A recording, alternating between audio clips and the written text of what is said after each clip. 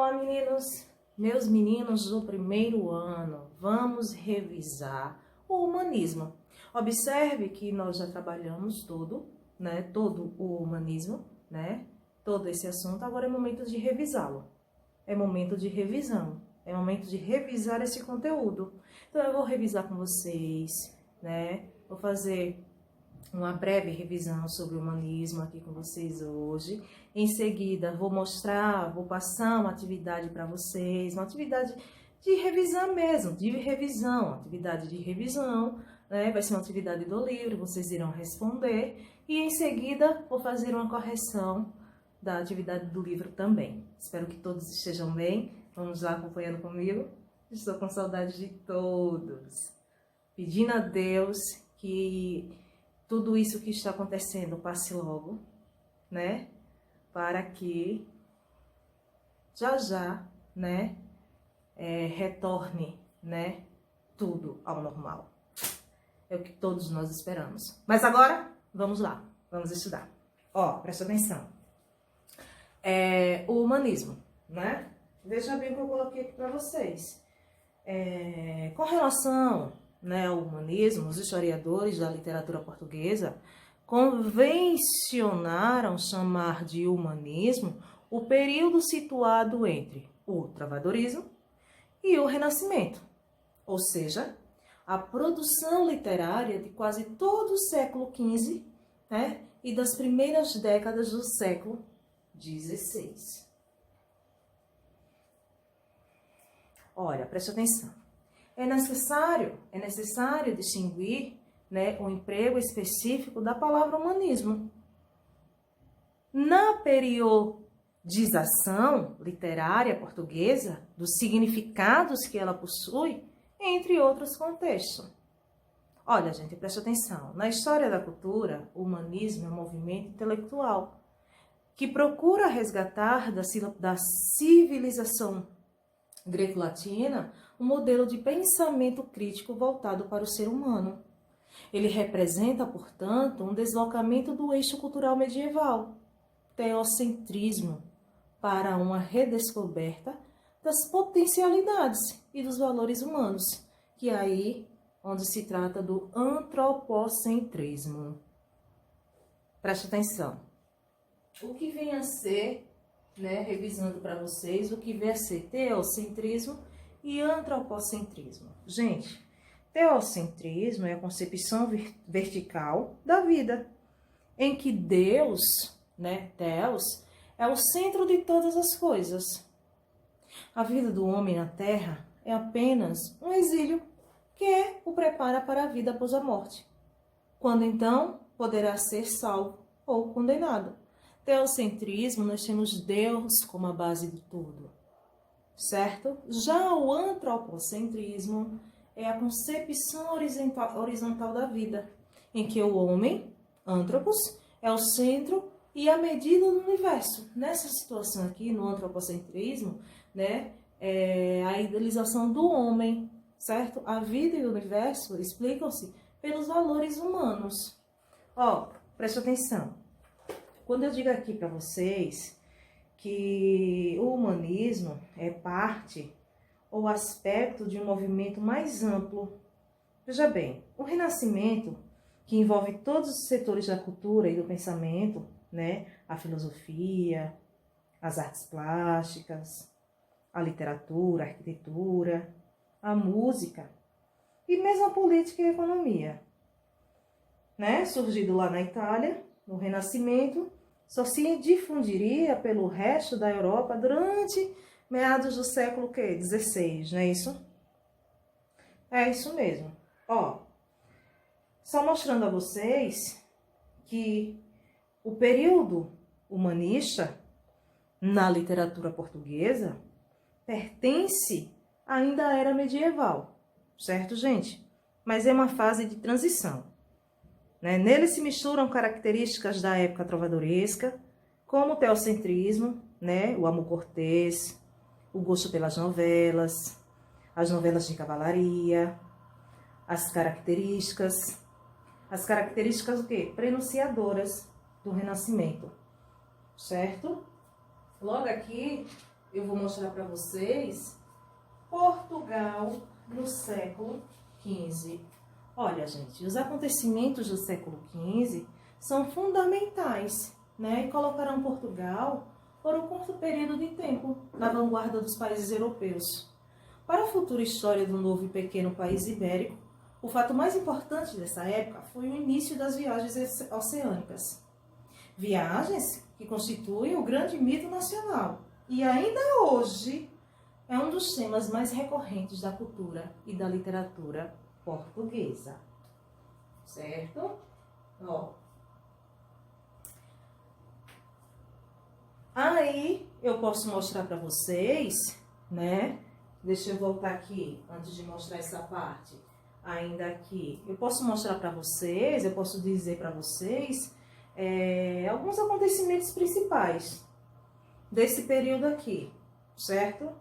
Vem a questão da dinastia de Aves no século XV, no século XIV, entre 1383 e 1385, certo? Com a Revolução, né, com um grande apoio popular que derruba a dinastia de Borgonha e elege o rei Dom João I, certo?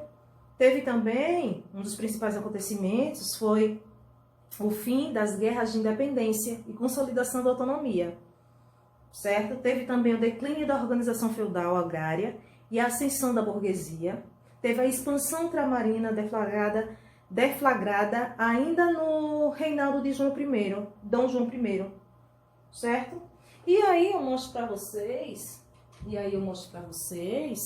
né, o plano da cultura e da literatura, as transformações mais profundas e fundamentais. Que aí vem falando sobre o quê? A língua portuguesa firma-se como uma língua independente. Lembre-se de que nos séculos anteriores falava-se o galego-português. Aí, né, surge a língua literária, a escrita desenvolve-se, né, diferenciando-se da língua falada. A prosa, ela floresce, sobretudo a historiografia, enquanto a poesia se artificializa, tornando-se parte das requintadas festas e dos saraus da corte. Tem também a corte, ela torna-se um principal centro de produção cultural e literária, graças ao fortalecimento da casa real, em detrimento das casas senhoriais. E mostra também, né, as principais manifestações literárias do humanismo, que foram a poesia palaciana, a historiografia e o teatro de quem, gente? De Gil Vicente. Olha que aqui eu vou mostrar para vocês um pouco sobre a poesia palaciana. Chamamos o conjunto da poesia do período humanista de poesia palaciana, porque o centro de sua criação e difusão é a vida da corte.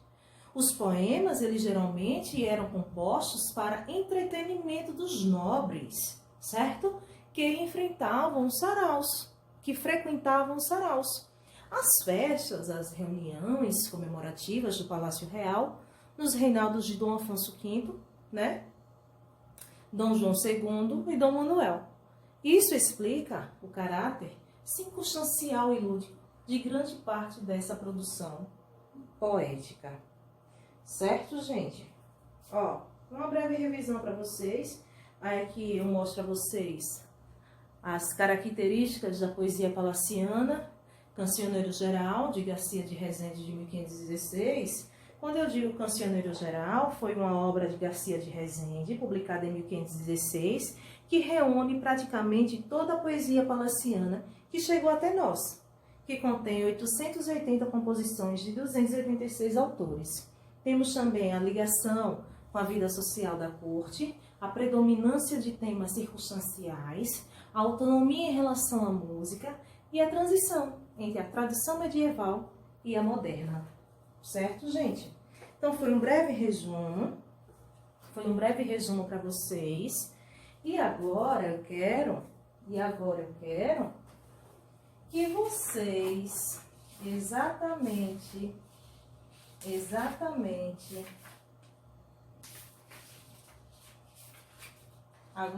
que vocês exatamente revisem atividade. Vão fazer atividade para revisar, para relembrar, certo? Vocês irão fazer atividade primeiro das páginas 25 e 26, certo? Para revisar de fato as páginas 25 e 26, atividade complementada, página 25 e 26, certo? E logo em seguida, vocês irão fazer a atividade para revisar na página 35 a 37, certo? Tranquilo até aí? Ótimo, né? Então, atividade de revisão nas páginas 25 e 26, 35 a 37. Tchau, tchau. E vamos lá, vamos dar continuidade. Agora com o quê? Agora... Tchau, tchau. Tchau, tchau que nada. Vamos agora continuar o quê? Vamos fazer a correção. Observe que eu passei para vocês duas atividades para revisar. 25, 26, 35 a 37, não foi isso? Foi, não foi isso? Deixa eu rever. Foi isso mesmo. E agora chegou o momento de quê? De correção. Vamos corrigir a atividade? Eu vou mostrar para vocês, não se preocupe não. Vamos lá? Olha, pega o livro de vocês. Pega o livro de vocês. Sabe em que página? Ó, a página 17. Vamos fazer a correção do humanismo, né? Observe aí onde diz cantiga, né? Sua partindo-se, né? Cantiga sua partindo-se. É a primeira questão. Vamos lá? Senhora, parte tão tristes, meus olhos por vós, meu bem, que nunca tão triste vistes, outros nenhuns por ninguém.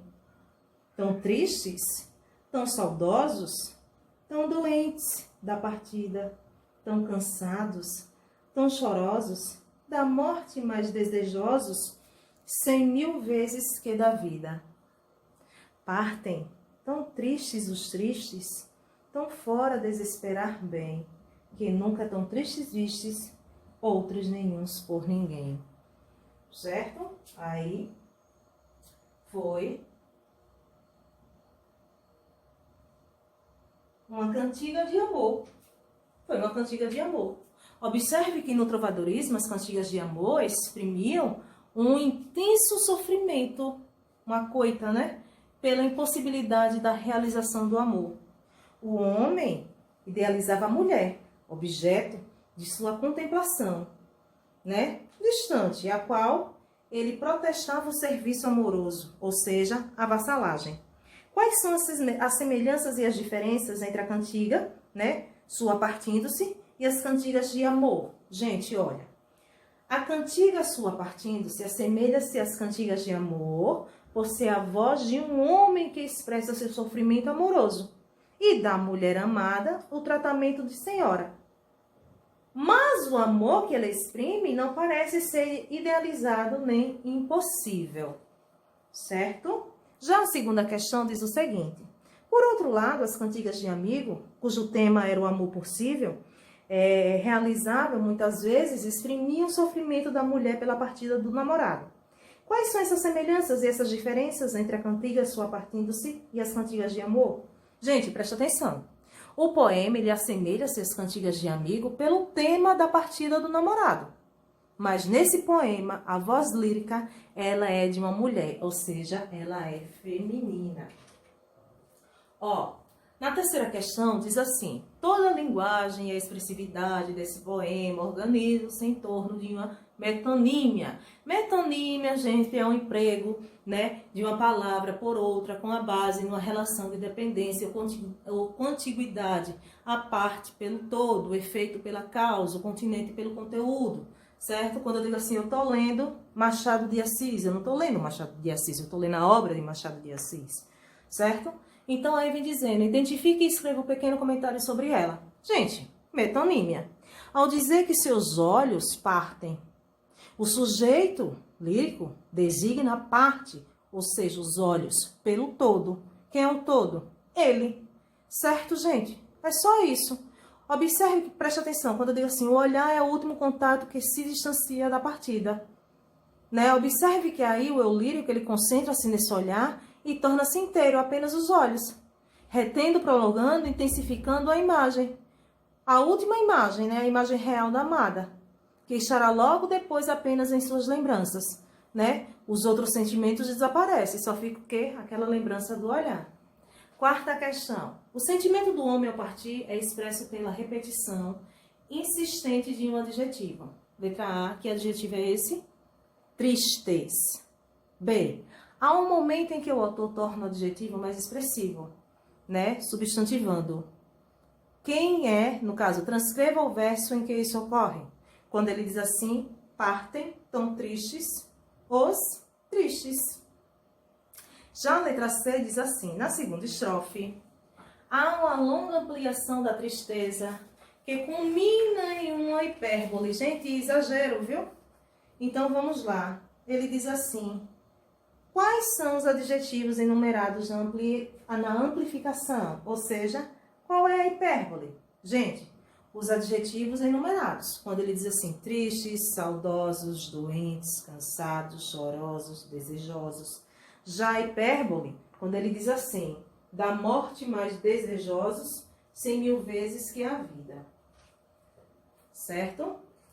Aí, passando para a página 19, tem assim, ainda que o título do poema de Saramago não fizesse uma referência explícita à cantiga de Castelo Branco, o leitor poderia identificar já nos primeiros versos o seu intertexto.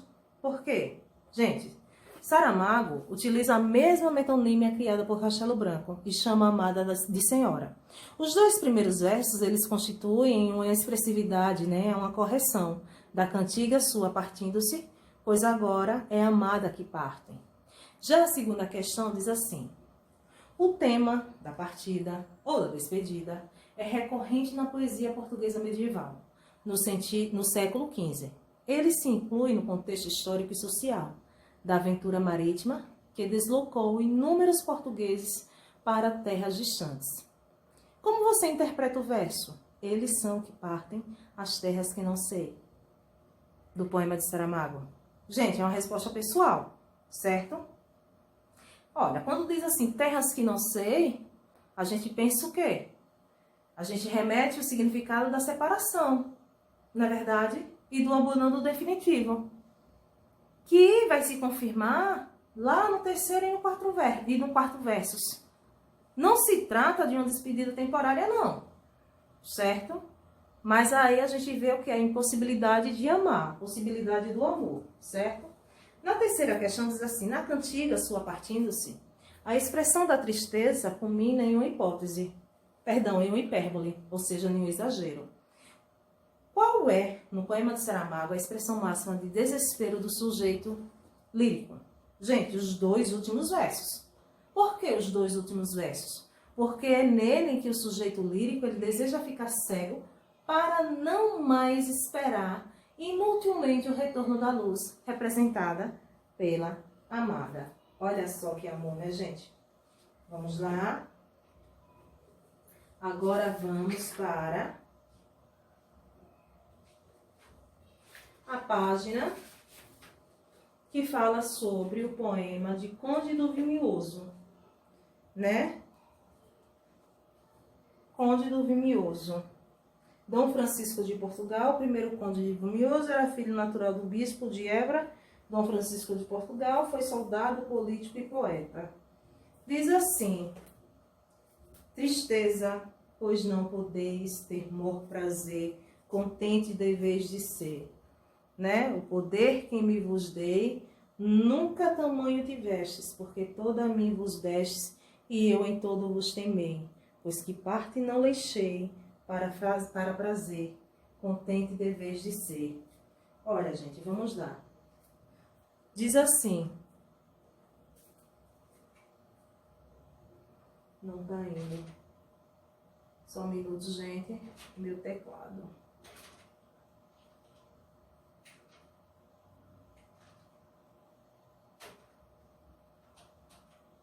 Foi agora. Desfaça os versos colocando as frases na ordem direta e transformando as estrofes em parágrafos. Gente, presta atenção. Tristeza, vírgula, né? deveis de ser contente, pois não podeis ter mor prazer. Nunca tiveste tamanho poder que vos dei em mim, vírgula, né? Porque destes toda a mim e eu vos temei em tudo. Ponto, né? Pois quem não deixei parte para prazer, vírgula, deveis de ser contente.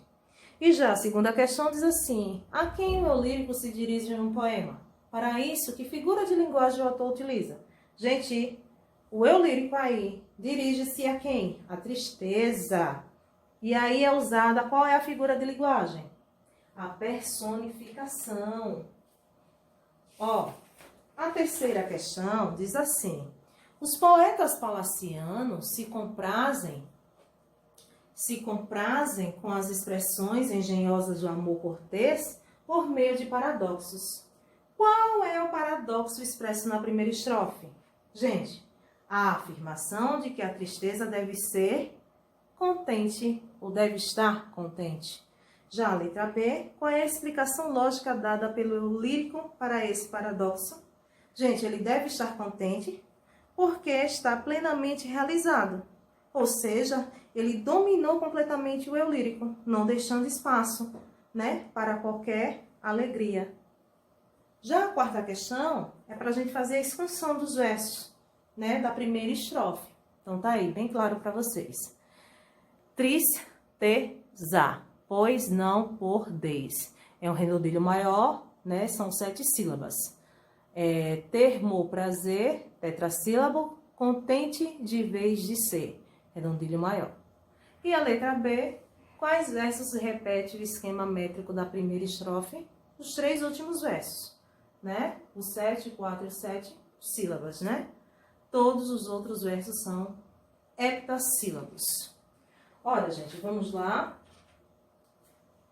Né? Logo em seguida, vocês estão vendo aí o cerco de Lisboa. Imagem bonita, né? Muito bonita essa imagem. Então, vamos lá. Vamos corrigir. Para a mentalidade medieval, o centro dos acontecimentos históricos eram os grandes homens, os reis e os nobres. As narrativas de guerra giravam sempre em torno de quê? Dos cavaleiros, né? Sobretudo heroísmo, né? Em que esse fragmento se diferencia dessa concepção medieval da história? Gente, no fragmento de Fernão Lopes, não focaliza os grandes heróis individuais, mas os mais humildes, aqueles que sofriam as consequências da guerra. A letra B diz assim: qual é a intenção de sensibilizar o leitor? O cronista lhe descreve o sofrimento dos mais indefesos habitantes da cidade. Quem são esses? Quem são eles? As crianças e suas mães. A segunda questão diz assim: uma das qualidades de Fernão Lopes é a criação de quadros da vida medieval com grande riqueza de detalhes. Letra A. Em que parágrafo o autor explica a sua intenção de descrever o sofrimento do cerco de Lisboa? Gente, no terceiro parágrafo, viu? Já a letra B diz assim: a quem se dirige o autor nesse parágrafo? Gente, ele se dirige a quem? Aos leitores, que pertencem a gerações posteriores ao cerco de Lisboa.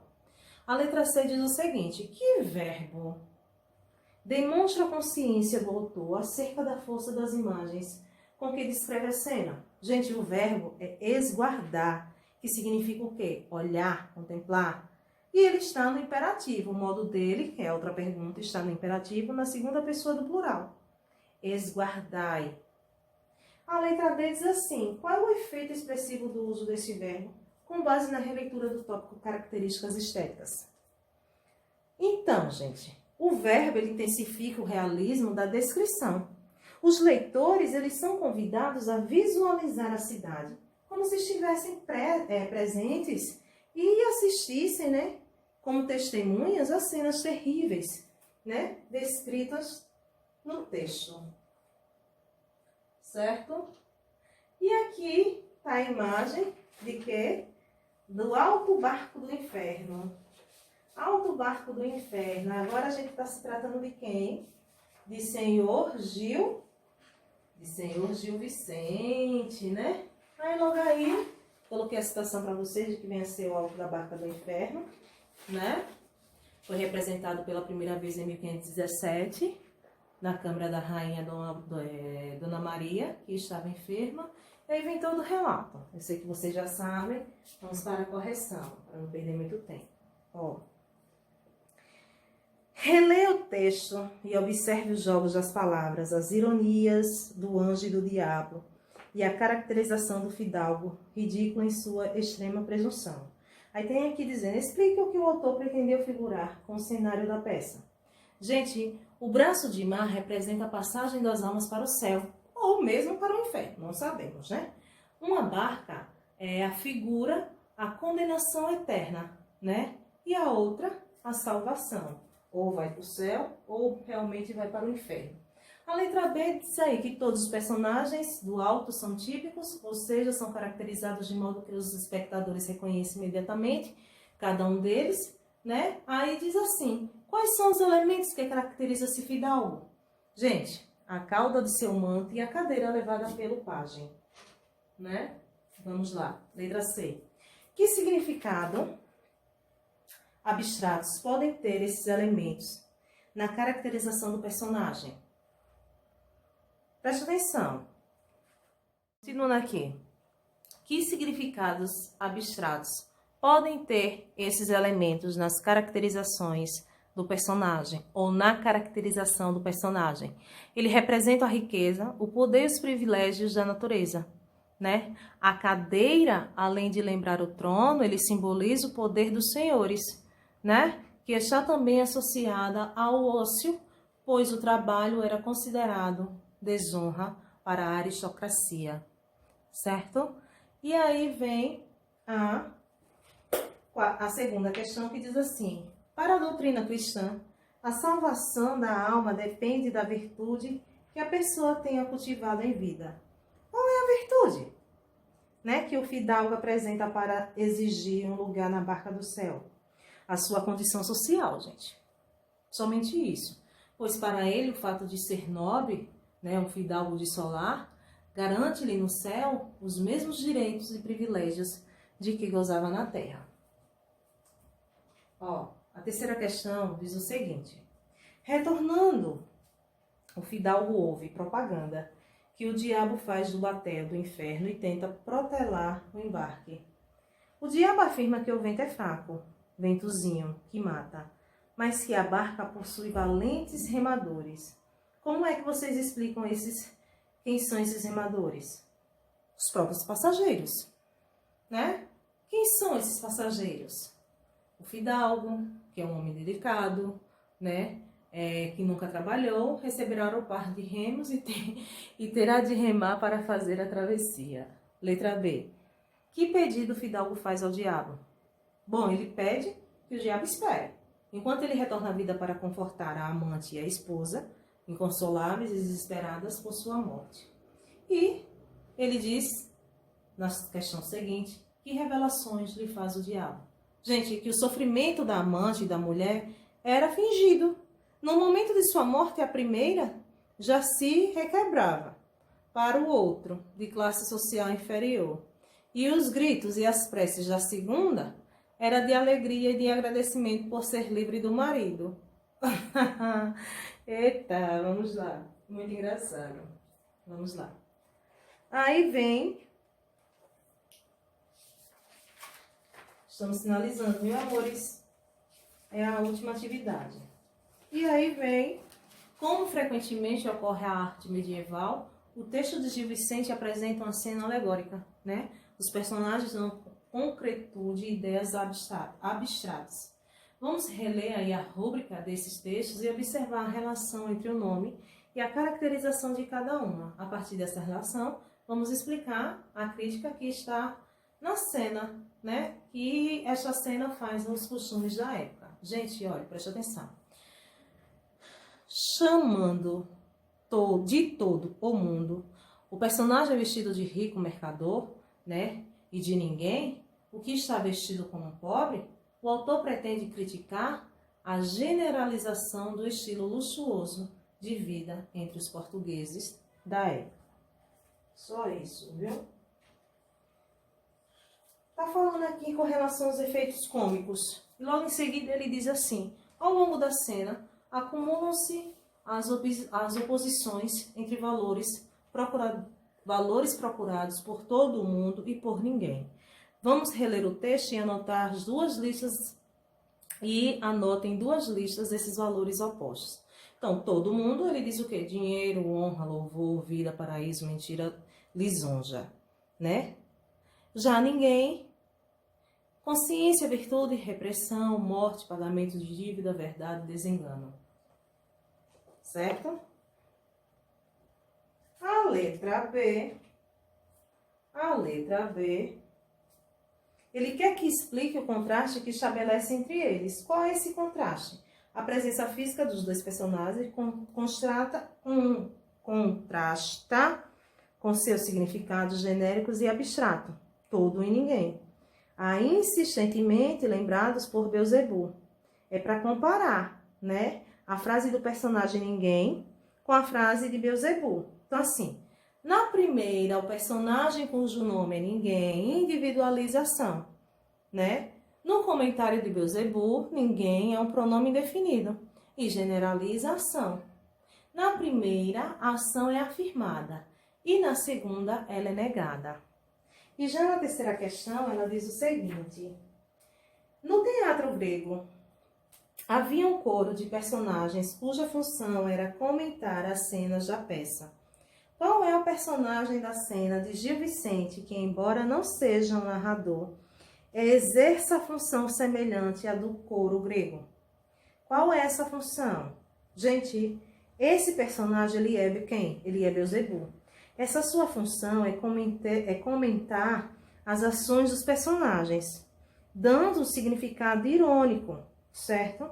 As falas das personagens que estão em cena, certo? É a partir desses comentários que a plateia percebe claramente as alegorias, ou seja, que os personagens deixam de ser pessoas individuais, deixam de ser pessoas concretas e passam a ser ideias abstratas. Todo mundo e ninguém, certo? E para finalizar, observe que nós temos aí. Você observou que Drummond utiliza muitas gírias de sua época. Vamos anotar alguma delas? Está aí. Estás afim, o cara, o papai, deu uma mancada, levar um pito, sou vidrado em, troço, bicho, jogo refete, puxa saco. E a letra B, a qual característica do teatro de Gil Vicente corresponde a esse tipo de atualização de linguagem feito por Drummond? Explique. Gente, Gil Vicente, ele escreveu teatro popular e utilizou esse nível de linguagem para obter efeitos cômicos. Assim, a adaptação só conseguiria, né, os mesmos efeitos se utilizasse o coloquial popular do século XX, inclusive as gírias. Tchau, pessoal. Até a próxima aula. Não esqueçam de revisar as páginas que eu passei para vocês. Fiquem com Deus e até a próxima aula. Tchau, tchau. Um cheiro. Estou com saudades.